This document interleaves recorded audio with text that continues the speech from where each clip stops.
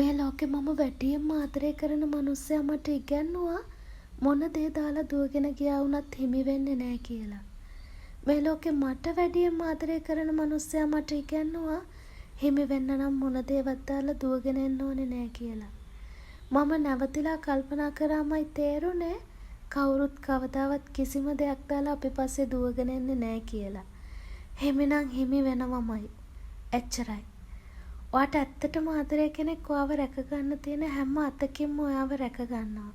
කවදාවත් ඔයාව ගිලිහෙන්න දෙන්නේ නැහැ. ඒක තමයි සරල ඇත්ත. අහේතුකව ඔයාව රකිනවා. එයාගේ ජීවිතේ ඔයාට හිමි විය යුතු සුදුසුම තැන ගරුත්වයෙන් ඔයාට දෙනවා. ඉතින් එයාගේ ළඟ තියෙන ඔයාට ආදරය කරන්න තියෙන නොනවතින උවමනාව ගැන ඇහැ ගහගෙන ඉන්න.